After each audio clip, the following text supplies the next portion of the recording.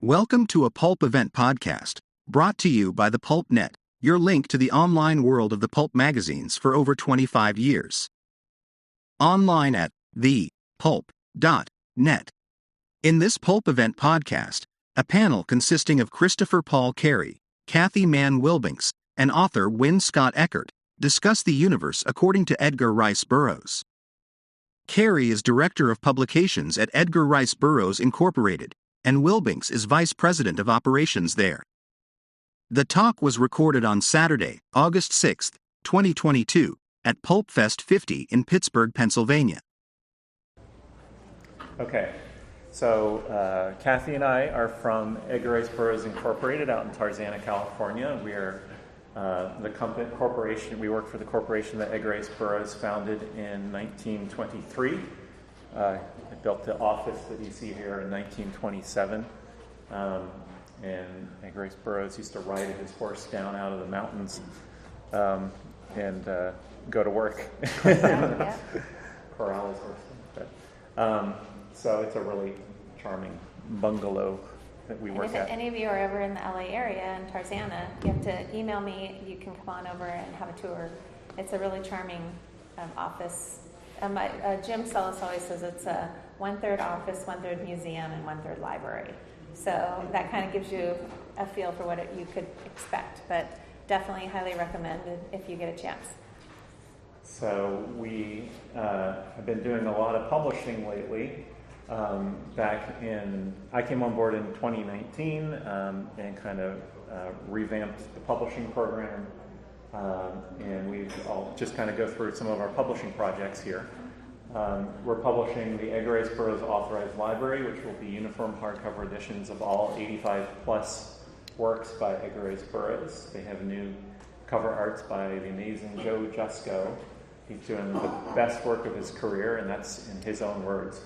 They have new forwards and afterwards by experts in ERB,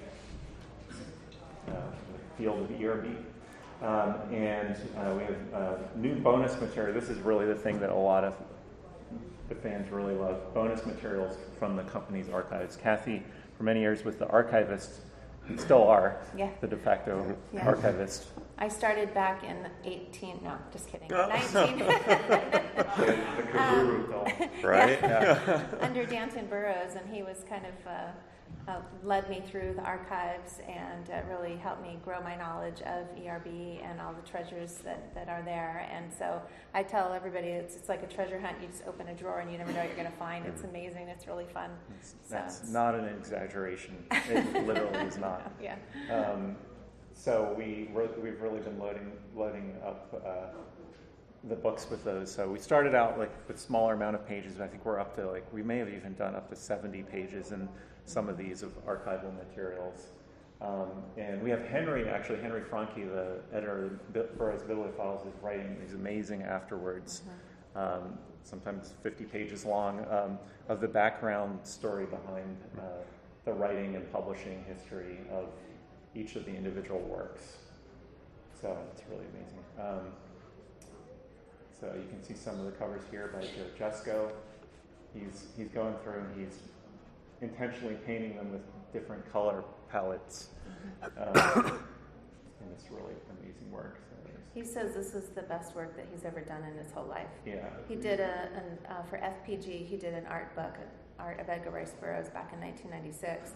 And he looks at that art and he says, "Oh God, that's awful! Don't show that book." It shows you the growth and the change and how amazing he is and passionate about it.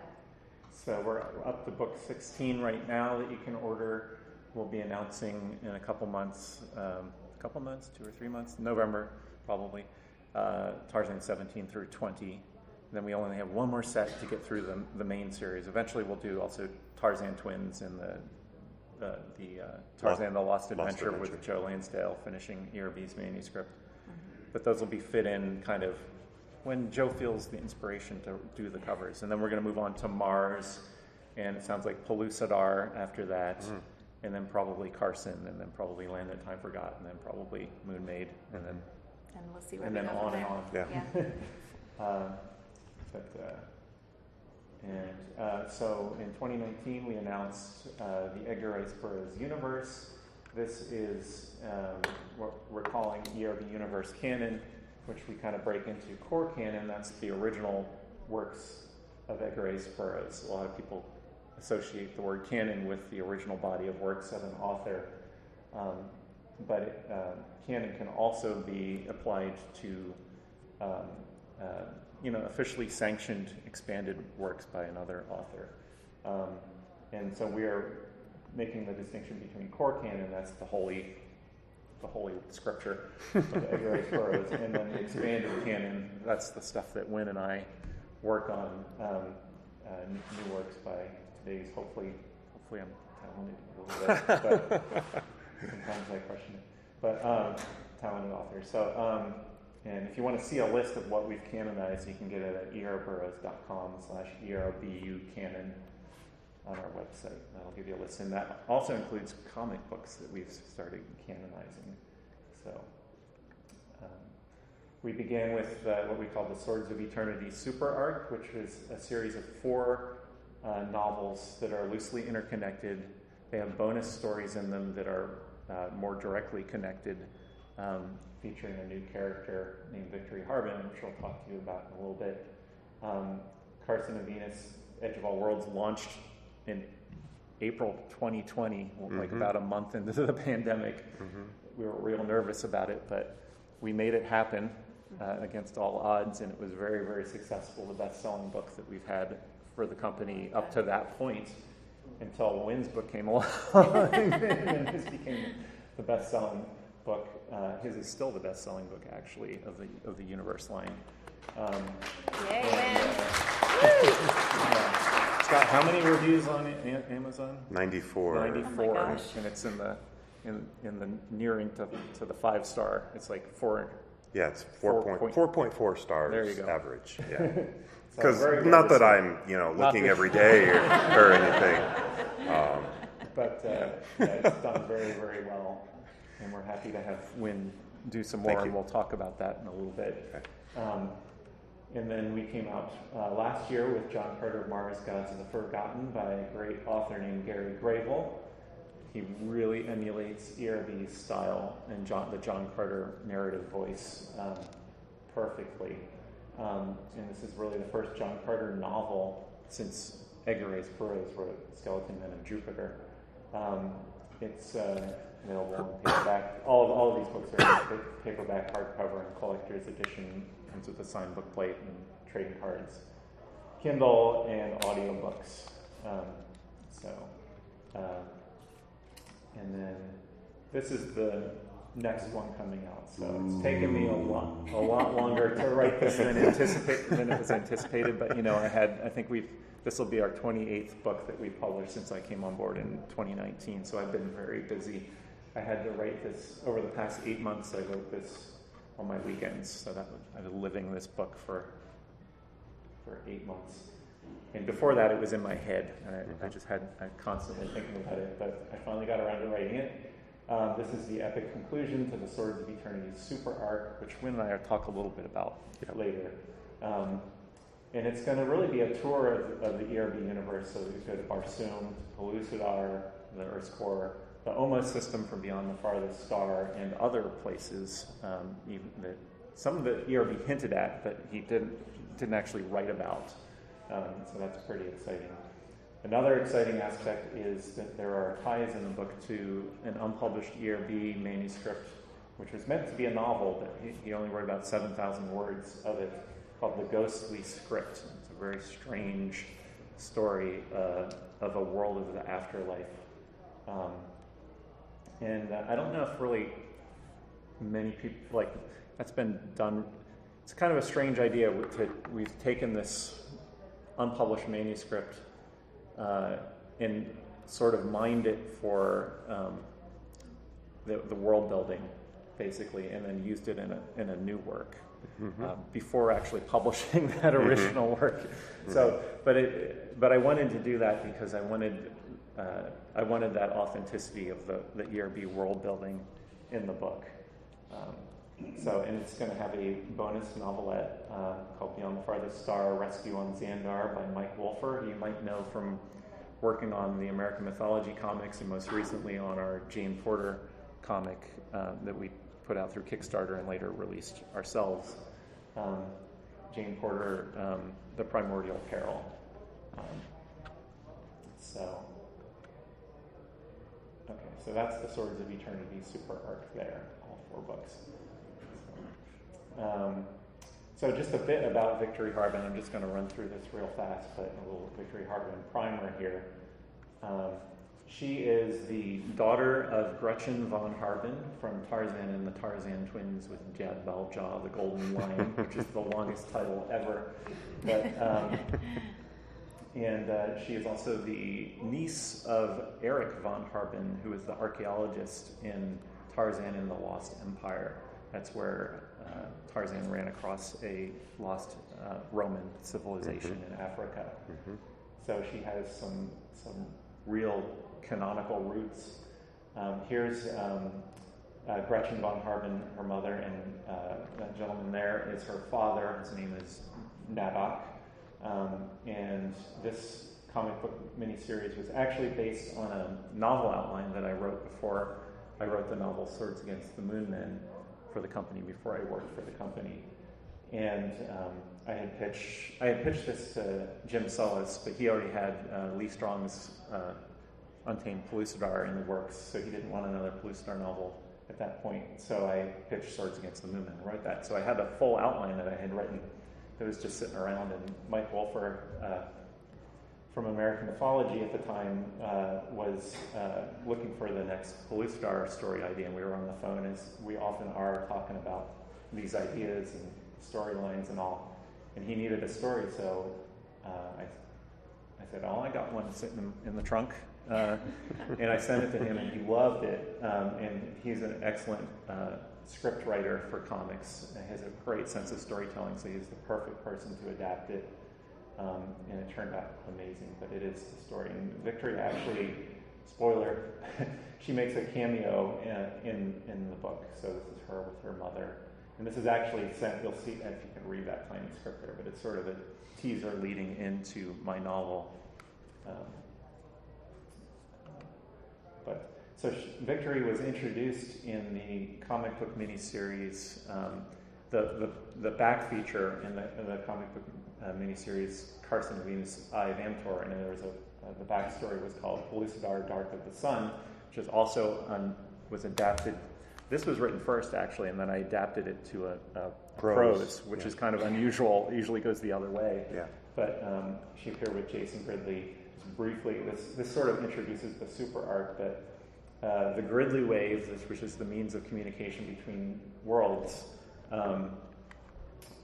goes out. It disappears as a principle of physics. It's no longer detectable. So Jason Gridley goes to the surface world, retrieves Victory Harbin, who's his goddaughter and who's been studying physics at a place called Darkheath College at Oxford, and brings her back to help because she's kind of a brainiac, and to help solve this mystery. And so they go to these Mahar or Mahar, depending on how you pronounce it, ruins, the winged reptilians of Pellucidar, who used to rule over the humans of the area. And they go digging into the to the archives there, which is the story of the young Victory, of how she knew to go there, is actually told in Win's book, Tarzan Battle for Pellucidar, where there's the 11-year-old Victory. But they go there, gather this knowledge from the Mahars, and try to use it, but it ends up going terribly wrong. And when they're trying to reboot the Gridley wave, it basically knocks out Pellucidar's sun, and it goes dark. And then during that event, this Mahar queen named Tu Al-Sa, who you may remember from At the Earth's Core and Pellucidar by Edgar Rice Burroughs, comes out, and Victory basically speaks with Tu Al-Sa, and she seems to know more about what's going on. But ultimately, she creates a kind of a wormhole, and sends Victory through it, and then Jason later follows through after her, trying to find her. And they end up in mysterious places far, far away in the ERB universe, and a strange effect takes hold of them, kind of a la John Carter's transportation, transiting through the cosmic void, and they end up kind of bouncing around the ERB universe and visiting many worlds. And that's kind of the opening of the super arc, and the mystery of why that's happening is really the meat of the super arc. The next time we see her is in a comic book miniseries called Beyond the Farthest Star, Warriors of Xandar, where she's suddenly in the OMA system. I'll give you a spoiler here, which hasn't been generally publicly unveiled, but that comic book series actually takes place after the events of my novel. So my novel will show how she gets to the OMA system. And that's from Beyond the Farthest Star, which was introduced to Tangor and the planet Pelota, which is one of those planets. Yeah, by Edgar Rice Burroughs. Correct. So, yeah. So this is a very unique solar system where all the 11 planets of the solar system are connected by an atmospheric belt. And so you can fly a plane from world to world. So that's where she's at. So you can see her here. And just a couple more points on her, some archetypal features of her. She has an apparatus, I would call it, called that she kind of jokingly calls the uncertainty gun. It's not actually a gun, but it looks like a gun. And it's a kind of quantum mechanical device. Uncertainty gun, kind of a pun on Heisenberg's uncertainty principle, and the fact that it also generates a very uncertain effect each time you fire it. In my book, and a little bit of a spoiler again, but she'll learn that it's actually if the user uses it long enough, it will kind of quantumly entangle with the user and will not violate that user's conscience. So if you don't have murder in your heart, you wouldn't be able to kill anyone with it. It'll produce a non-lethal effect, but it might blow bubbles out one time when you fire it, or very, very random. So, but it will play a big part in Fires and Halos. Another feature of her, she has an animal companion named Hucklebuck. If you read the comic, you'll know about Hucklebuck, but you'll get the origin story of how, not Hucklebuck's origin story per se, but you'll get to see the story of how Victory meets Hucklebuck for the first time in my novel. And he's a very strange creature. He's really starts out as this pudgy little guy, but he can transform into a much larger creature. The Hulk's out there, he's transforming. So can I just make a quick comment? If you don't make little Hucklebuck stuffed animals and like little figures, that you are leaving money on the table, right? I mean, you could probably like fund everything with Hucklebuck stuffed animals, right? Yeah. Okay. Yeah. All right. Definitely. We just saying. We did talk to a potential Good licensee idea. about a All plush right. Okay. Hucklebuck. Okay. All right. So you can see she can even ride Hucklebuck. So he's a very unique creature. He kind of has a musical language, and she can understand. I won't go into it, but she can understand Hucklebuck. It's explained in my novel. And then the last thing is she meets a very important friend named Tila of Xandar when she's on the planet Xandar in this comic book. And the bonus story by Mike Wolfer that's going to be in Fires of Halos is going to be the story right before she meets Tila, before Victory meets Tila. And you'll get a story, an adventure with Tila. So Mike's writing that right now. It's a really great idea. Tila kind of hulks out also, similar to Hucklebuck. That's Victory pointing out, why you've got big horns on your head. What happened? But so that's really Victory's story. So the Fires of Halos will get the full origin story. I'm going to actually back up to the beginning of the super arc, and you're going to get it from her point of view, because Dark of the Sun is told from Jason Gridley's point of view, and we're going to back even further up a little bit, and we'll get that story. So that somebody coming into it who hasn't read all those little pieces that are floating around out there can understand what's going on. And then we just recently came out with Tarzan in the Forest of Stone by Jeffrey J. Marriott. Jeff is an amazing author. and he wrote this story set after the events of Tarzan and the Lion Man. I got to speed up here, don't I? I think, but that's now available. Great cover by Douglas Cloudwood. Yeah. Then these are coming out. We debuted the paperbacks here at the show and have run out, and we've actually had to break our table down. But so we're not around anymore. But you can pre-order these on our website. The hardcover should be coming out soon. Hoping to ship them end of August, early September. And next year we're going to have a novel called A Princess of Mars, Shadows of the Assassins by Ian Tonsor-Zetes. It's going to be a Deja Thoris novel.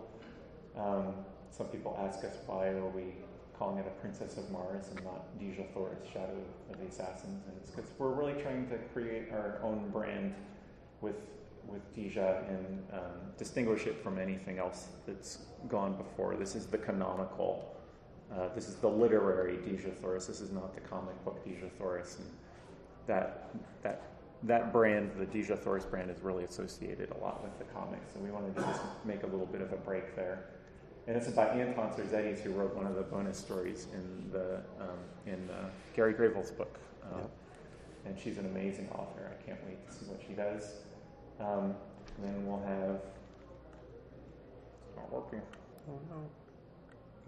There it There we goes. go. Okay. All right. Then we have Win's next book, and he's going to do a trilogy, actually, a Blue Star trilogy called The Dead Moon Super Arc. Super Arc, that just really means it's a loosely connected series. If you read, like, say, Tanarth of Pellucidar, Tarzan at the Earth's Core, and Back to the Stone Age, those are loosely connected. There's a thread going through them all, but they can be read as standalone. That's what a super arc is, basically. Right. And so, Win, could you talk a little bit about that? Yeah, absolutely. So the first book is called Korok at the Earth's Core. So Tarzan's son is going to go to the Hollow Earth for the first time in the literary canon. And we're going to move the story forward. So the current super arc takes place in the very early in 1950. And some of the other stories are set in the 1950s in that early period. We're going to move it forward with this super arc, move it forward 20 years into the early 1970s.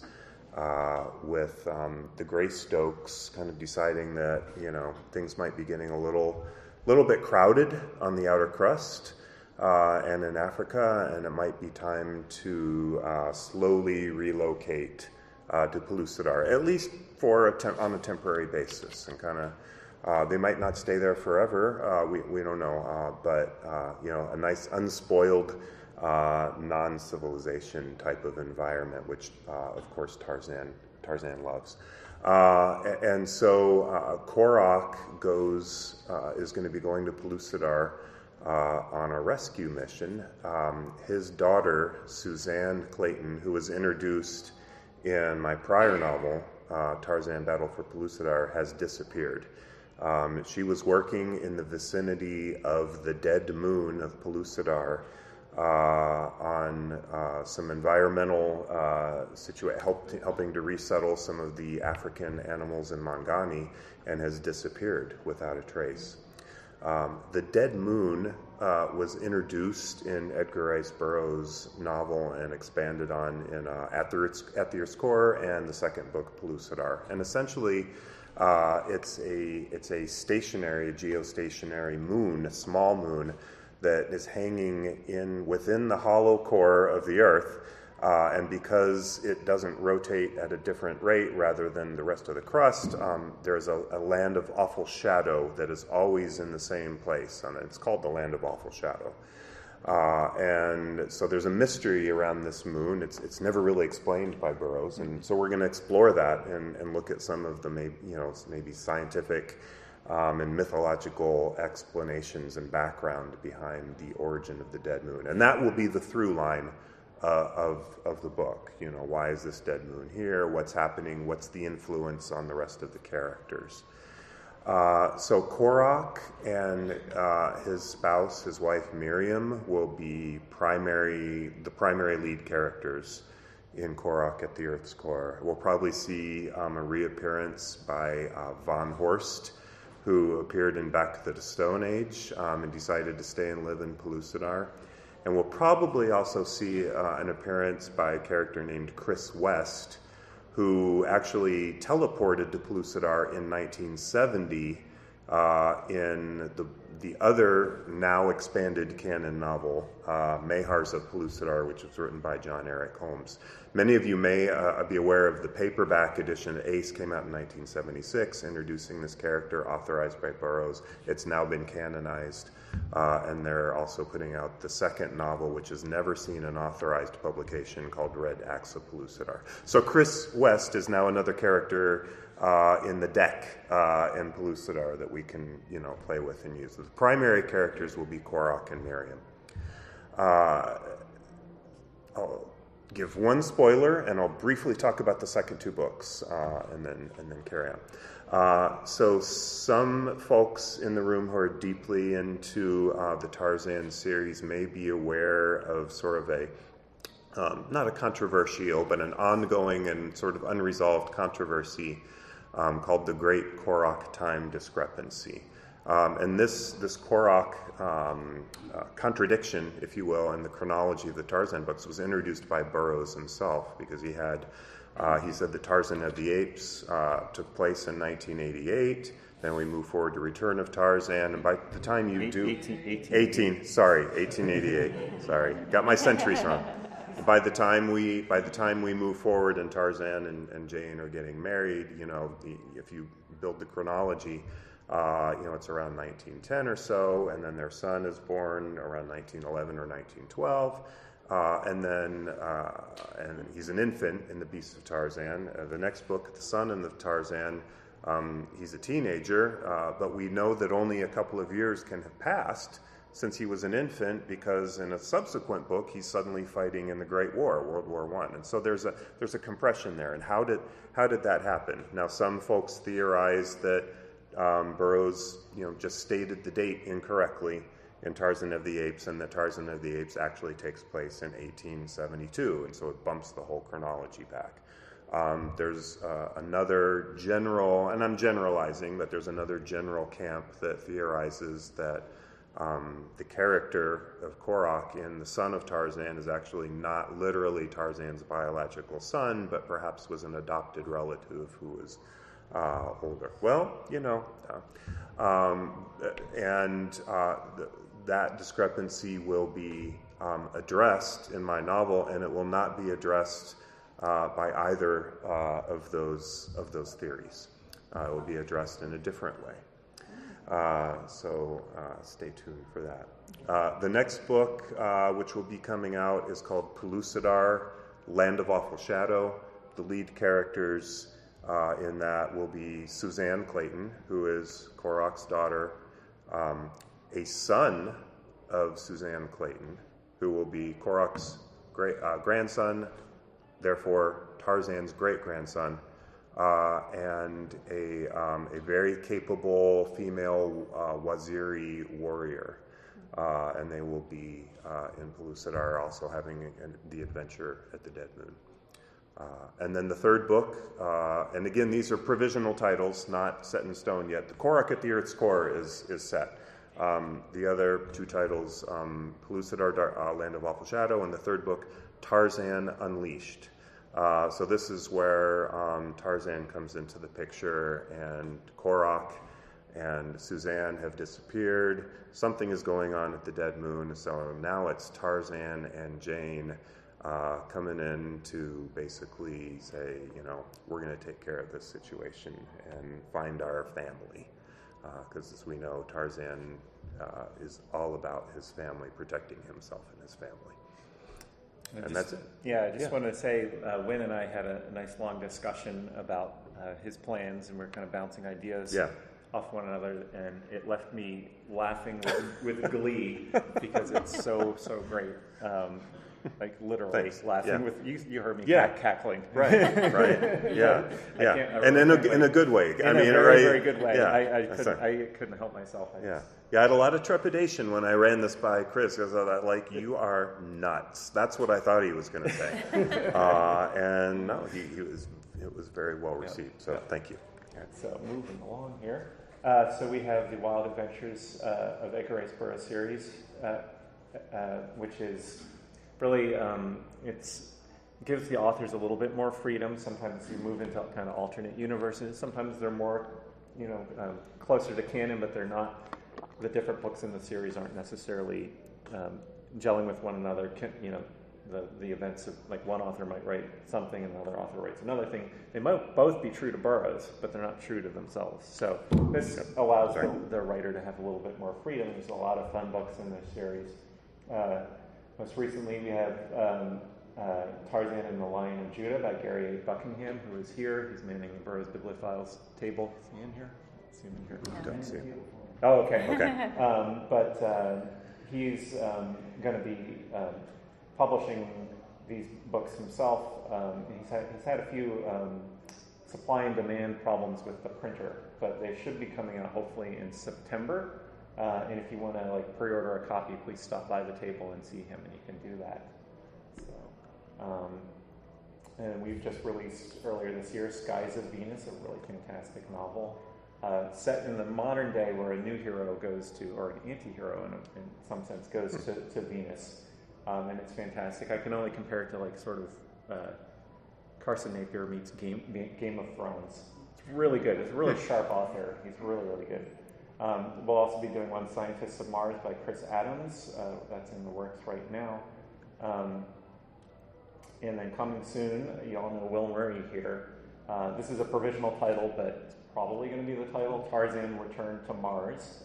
By Will Murray, and this will be a follow-up to Tarzan Conqueror of Mars. And this is the debut of the cover art. No one's seen this before. This is, I was told this is 99%, the art's 99% done. It's by Joe DeVito. So you got, Tars Tarkas, Tarzan, and John Carter there. So really looking forward to that. He's done this novel already. He's finished it. It's in edit right now. So that should be coming along quite soon. So you can get his books from adventuresinbronze.com. And then all these books are on audio. All these books we've talked about are on audio book or are coming to audiobook. Available on audible.com. Also, there's CD versions of them. So most recently, I didn't get a picture in here, but these are the most recent ones. And Lee Strong also, his Untamed Pellucidar just came out. So that is actually available. You can go to audible.com right now and order it and just download it.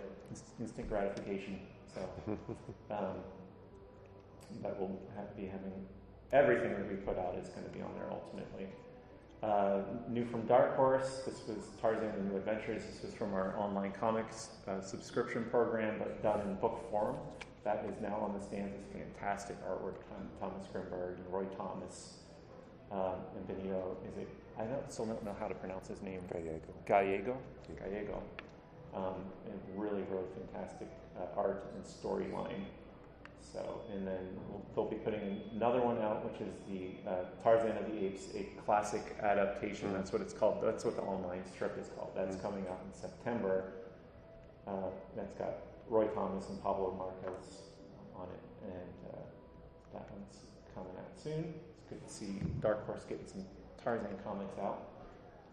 Not working. There we go. I'm a Barbarian. As a graphic novel from Cedar Run Publications. Thomas Simmons is the moving force behind that book, so that's out now. Classic Roman tale from Edgar Rice Burroughs. And then we are also publishing authorized comics under the banner of Edgar Rice Burroughs Illustrated Epics. I'm kind of running out of time, so we wanted to talk about some other stuff, so I'm going to flip through here. We did a Jane Porter comic book through Kickstarter, now available in a mass market edition. And we're very, very well received. And we're going to do a follow-up graphic novel, so stay tuned for that. We're just waiting to get it fully produced before we put it up. So it's mostly through production, but we still are waiting on a few pages from the artists. And then we'll do a Victory Harbin graphic novel, Victory Harbin Ghosts of Omos. So that'll come after the Jane one, probably. That looks cool. Jim Gerlach, you might have heard, has the At the Air score. These deluxe editions. They come in a nice box set. I'm really looking forward to this for At the Air score. Let's flip through. Come on. There it goes. There it goes. So it's going to be signed by Phil Berger, who's a Burroughs scholar, and Wayne Stout, the revered artist. It's working.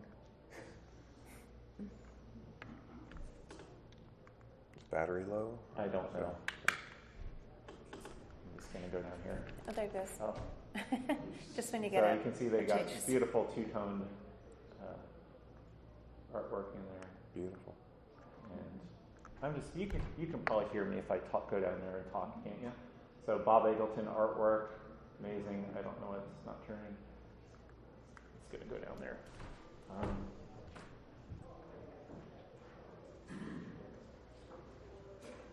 So Ms. San Julian artwork, I believe that's newly commissioned. So you do it? Yeah, Okay, just cool. tell me when. Okay. Thank you. Great. Thank you. Go. You can flip it. Is it going? You can flip it. Yep. There you go. Okay.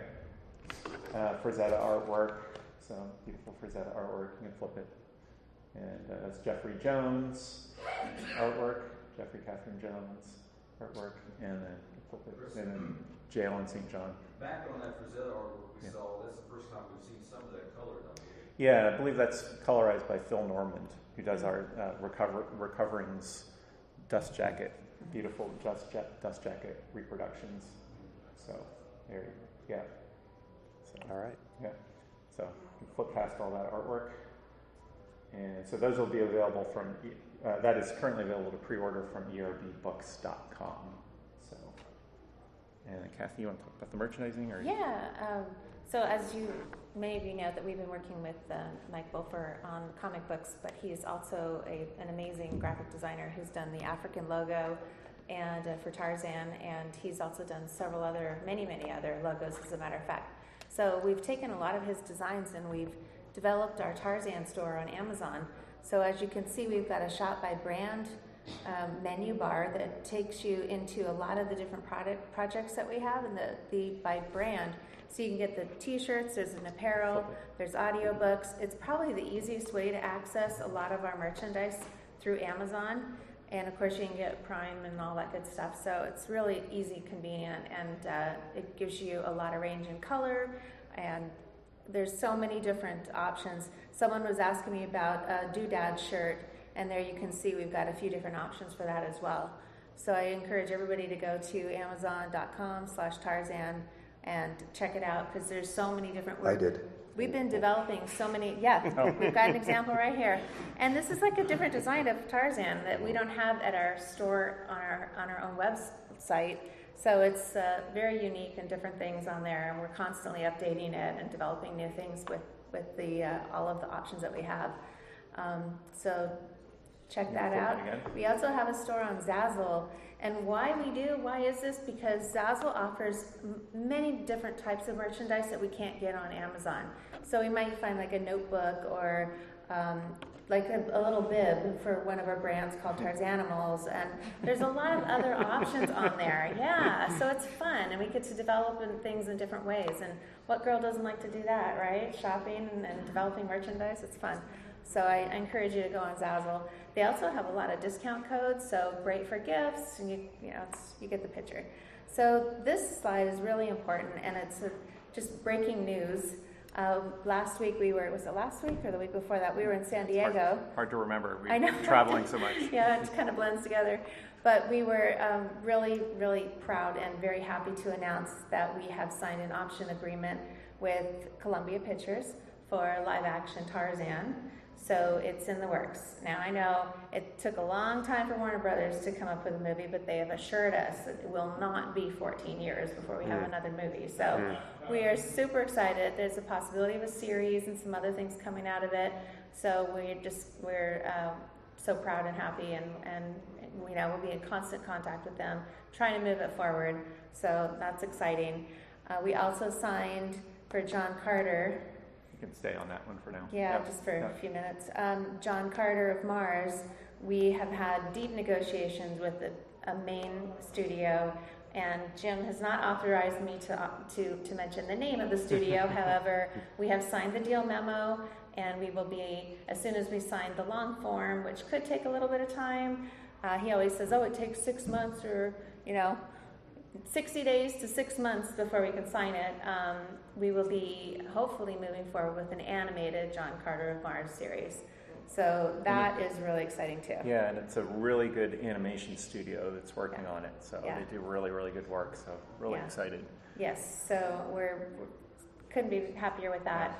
Then we've got shopping agreements on Carson of Venus, Jane Porter, The Girl from Hollywood, Pellucidar, and Land That Time Forgot as Cool. well. So we've got active producers out there shopping it to the studios, and they're creating their pitch packets and going in and communicating with people and talking about the project. So we really hope that something's going to click and that we'll have more to announce. It's unbelievable, all of the great brands that we have available, and the opportunities are there. So hopefully we'll have more to announce, in the coming months and years. So Win and I were gonna talk a little bit about a different subject, but we're gonna actually skip that. We've kind of run out of time. We'd like to open it up to Q&A. So do you guys have any questions for us? Behind Bill. Yeah. Yeah. So I'm sure a lot of us read the comics, John Carter comics and the various Tarzan comics when we were growing up. So I'm just curious for both of you, like, what was your experience with the original comics? Were you reading it at the same time as the books as a kid? Were you reading the comics? Did any of that affect you at all? You want me to take that? I can. Sure. Yeah. Yeah, absolutely. My first Tarzan comic, I think, was DC Giant Size 234, one episode of Tarzan and the Lion Man, one of those 60-cent, 100-page giants. It had Russ Manning backups, and of course I didn't really understand, like, why is this Russ Manning story sort of truncated? But that was my introduction. I collected all the DC comics. I ended up collecting all of the Marvel run. Then I got all of the Malibu/Semic run in the 90s, and I got all of the Dark Horse. I mean, yes, I have an extensive Tarzan comic collection. And then Bill Hillman's ERB zine, which I highly recommend, has scans of all the Sunday and the daily strips. So then I became really acquainted with the Russ Manning comics. And yes, they're all an influence, for sure. You can definitely see it in Tarzan Battle for Pellucidar. Yeah, even when it's not like a direct kind of reference, which there are some references that you pull from there. There's a sort of feel to it that I've really enjoyed. Thank you. Tarzan Battle for Pellucidar. Yeah, in my novel, there are actually some. It's kind of like with the Star Wars situation, where they have the new Disney canon now, but they're still drawing characters or elements from the prior quote expanded canon. That's at our disposal, right? Like, we can pluck a character, and maybe we're not saying we're incorporating the whole story, right? But we still have that character that we can draw on. And Russ Manning did a great job at, like, sort of carrying things forward, and so I'm a big admirer of what he did. Yeah. I'll just answer that really briefly for me, but I came in late to ERB Comics. I didn't start reading them until the 1990s, so I'm much more of a literary guy. So they didn't have a whole lot of influence on me until more recently, and I've really gotten into comics. I started writing some of the comics and all that. So, but only more recently have they had an influence on me, I would say. But Bill, what was your question? Oh, so you know how on the original books, Burroughs asserted himself. Yes. A. Burroughs. Yeah. As a framing device, and not every book. So in all this going forward, the comic books, the new books, does A. Burroughs appear in any of them? Or Great question. Yes. So there's some direct references to Burroughs. He doesn't appear on stage in Gary Gravel's novel, but he's an important figure in the actual storyline, and also very, very important in the overall super arc and culminating in my novel. So there's like a huge thing about ERB in the Victory Harbin novel. So yeah, that does play into it, and And then there's some also other framing devices that we're using too, right? Like receiving some of the stories of these novels Sure. at the Tarzana offices via Yes. the Gridley Wave and so Yes. forth. Yes. Yeah. Any other questions? With such an extensive universe and so many characters and so much lore with this multiple universes and with the world, have you guys ever considered making a tabletop role-playing game? Of course. Of course. Yeah. No. We were at Licensing Expo a couple months ago. When was it?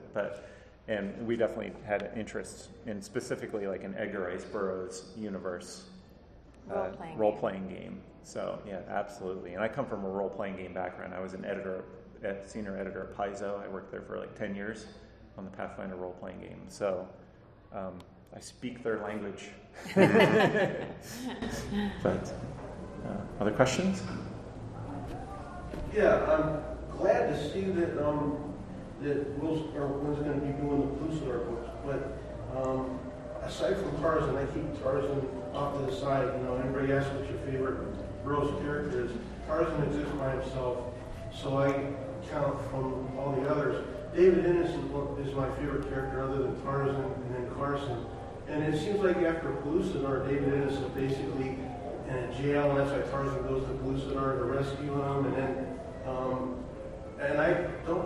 it's been so long since I finished all the Pellucidar books.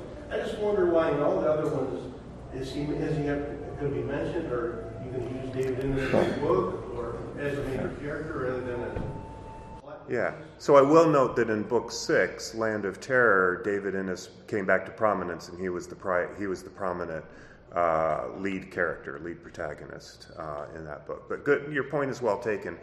David did appear in my prior novel, admittedly, not in the lead role, of course. I plan on mining all of those characters. Will there be a Pellucidar book with a lead role? I don't see why not. It just wasn't the story that we're telling for this trilogy. But certainly I'm sure he'll be appearing along with Diane and yeah. It just seems to me that he's kind of got some short shrift. It's like a Tarzan book, and Tarzan's not the main character, and or Carson. Well, Carson was all five of them. Mm-hmm. I don't know. I think of Pellucidar as it's a setting. It's a you world. Know what I mean? It's so many people in it. Yeah. So right. Yeah. But I think the lead character in the Pellucidar books is Pellucidar. yeah. Right. Exactly. Yeah. Yeah. Exactly. Whereas Yeah. the Tarzan books, the main character is Tarzan. Yeah. Yeah. Well, and I would also note, like even in some of the Tarzan books, Tarzan doesn't appear very, very much. Certainly not half of them, but there's a good number of them when Tarzan is really in the background and kind of operating around other characters that Burroughs has introduced. Any last questions? All right. Thank you so much Thanks for a lot. coming out. Thank you.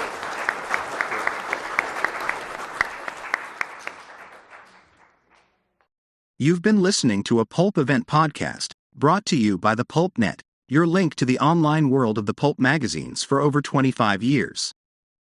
Please visit us online at thepulp.net. Also, look for the PulpNet on Facebook and on Twitter. Thank you for listening, and keep reading the pulps. This Pulp Event podcast is copyright 2022 by William P. Lampkin, all rights reserved.